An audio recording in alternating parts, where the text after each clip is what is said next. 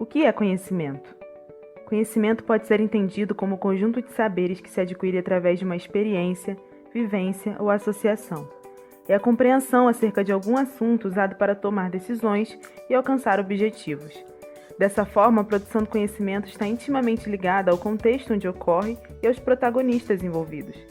Ao longo da história da humanidade, inúmeros tipos de conhecimentos foram e estão sendo produzidos, tão diversos quanto a diversidade de culturas existentes. Mas para entender quais são os conhecimentos que são valorizados e disseminados hoje, é preciso voltar um pouco à história. Antes da chegada dos europeus, existiam diversas populações com formas próprias de organização social, costumes, tradições, modos de pensar e produção de conhecimento filosófico e prático no território que hoje conhecemos como Brasil. A colonização marcou o início de uma expropriação e apagamento violentos das culturas aqui existentes e também das culturas afro-brasileiras que foram se formando, apagamento esse que dura até os dias de hoje. A forma de produção de conhecimento europeia, branca e ocidental se tornou uma hegemonia, principalmente após a Revolução Científica e a criação do método científico, trazendo a ideia de um conhecimento limpo, universal, racional e que está acima de quaisquer crenças, tornando todo conhecimento que está fora de seus parâmetros e regras estabelecidos por uma comunidade fechada e elitizada, marginalizado, vulgar e inválido. Na virada do tempo, esse conhecimento passou a ser tratado quase como exclusividade dos cientistas. Um corpo de saberes e de pessoas selecionados tomou para si a voz da ciência e fez o trabalho de nos trazer a esse lugar que nós chamamos de modernidade. Como uma forma de resistência a todo esse epistemicídio, acelerado pelo capitalismo e a globalização, hoje vemos crescer as reivindicações acerca da valorização do conhecimento tradicional, principalmente aliado às lutas ambientais, como a proteção dos hábitats, demarcação de território, resistência ao agronegócio e proteção do patrimônio genético e imaterial. O conhecimento tradicional pode ser entendido como aquele construído ao longo de milênios por indivíduos dentro das comunidades tradicionais, as quais ainda vivem muitas vezes em contato direto com a natureza e possuem uma estreita relação com o território. Esses conhecimentos são transmitidos oralmente de geração em geração e são frutos de uma luta pela sobrevivência e da experiência adquirida ao longo do tempo e adaptados às necessidades locais, culturais e ambientais. Vale ressaltar que os conhecimentos não se mantiveram estáticos, estão em constante transformação e modificação, assim como as próprias comunidades. A exemplo dessas populações, estão mais de 300 nações indígenas com 140 idiomas diferentes, comunidades afro-brasileiras, quilombolas, populações agroextrativistas como as quebradeiras de coco, grupos vinculados aos rios e aos mares como os ribeirinhos, os pescadores artesanais, caiçaras, grupos vinculados aos ecossistemas específicos como os pantaneiros, os catingueiros, vazanteiros, gerazeiros, chapadeiros, e grupos associados à agricultura ou à pecuária, sertanejos, caipiras, sitiantes, campeiros, vaqueiros e por aí vai. Eu sou Josana Serrão Pinto, sou pescadora artesanal com muito orgulho. Meu nome é Rubio Taverna de Salles, mais conhecido como Rubio Retireiro.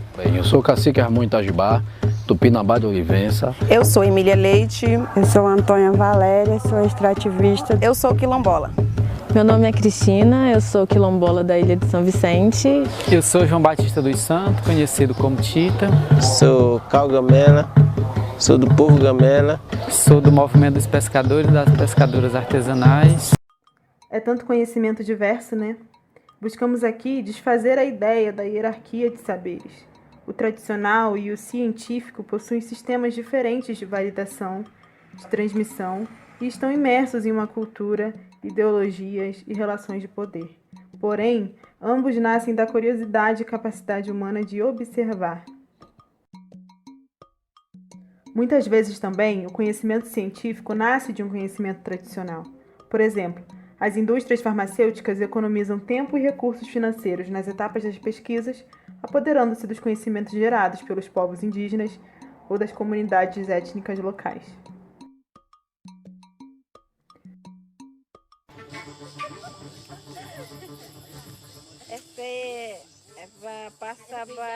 Tá doendo conjuntivite.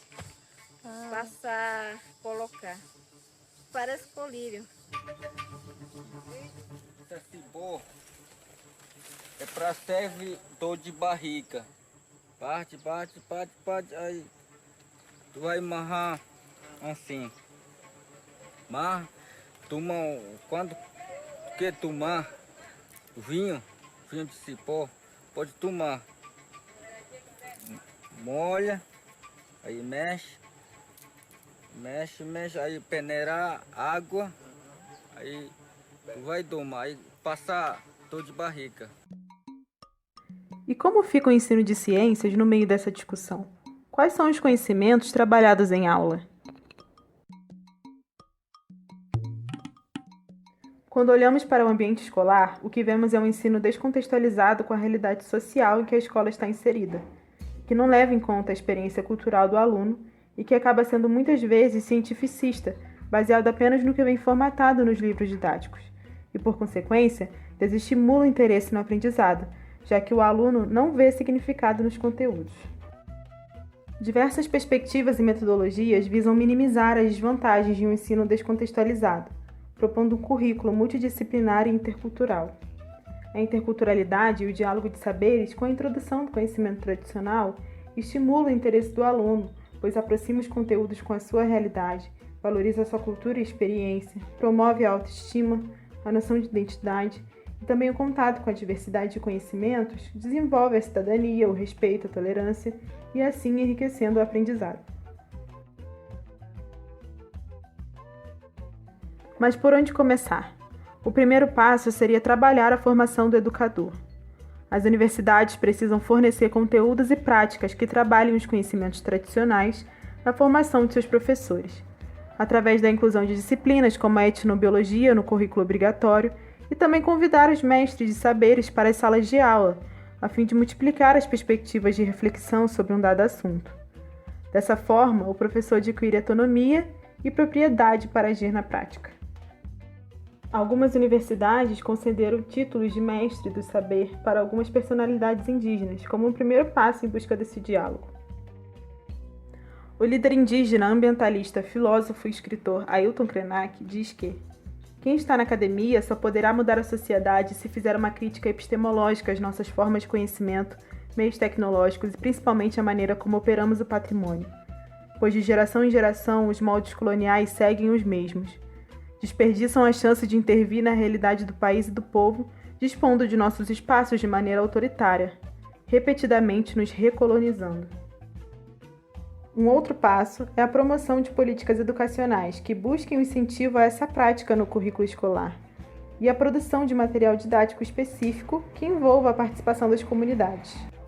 Um exemplo de legislação voltada para esse tema é a Lei 11.645, em vigor desde 2008, que torna obrigatório o ensino da história e cultura afro-brasileira e indígena no ensino fundamental e médio, e não só dentro da história do Brasil, mas também em outras disciplinas. Mas sabemos na realidade que ela é amplamente negligenciada. Quanto à prática do professor, existem diversas possibilidades. Iniciar a aula com músicas ou histórias para trazer o contexto tradicional também são formas de aproximar o conteúdo de forma mais lúdica.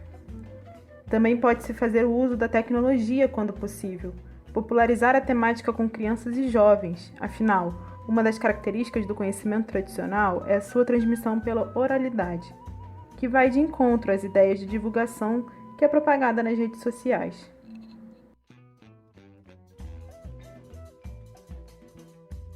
Alguns exemplos reais podem nos inspirar enquanto futuros professores. O projeto realizado em algumas escolas públicas na cidade de Coari, Amazonas, utilizou o conhecimento empírico dos alunos sobre o preparo e consumo do tucupi, associando ao conhecimento científico ao trabalhar conceitos de química e biologia. Outro caso, também no Amazonas, com uma turma de 9º ano do ensino fundamental, o conteúdo de ciências foi trabalhado em torno da produção da farinha de mandioca, pois essa é a fonte de renda da comunidade onde a escola se encontra. Não existe uma única receita de como integrar esses conhecimentos em aula.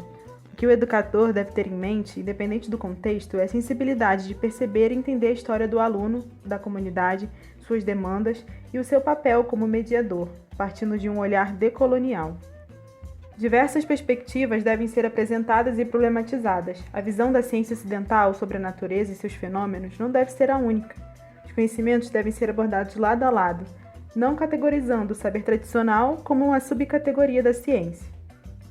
Se a biologia é o estudo da vida, você pode até não saber definir o que é a vida, mas deve saber que ela vai muito além do que cabe em uma bancada ou do que um instrumento analítico é capaz de detectar e descrever.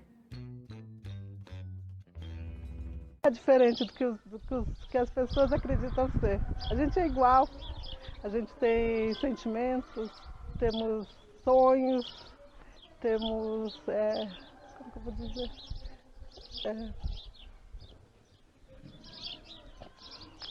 Nós não somos melhores do que eles, nem piores. A gente só é um povo diferente, de uma cultura diferente, de um sonho diferente. E respeitando nossa especificidade, a gente sonha em fazer parte da sociedade para enriquecer o conhecimento e a cultura do povo brasileiro.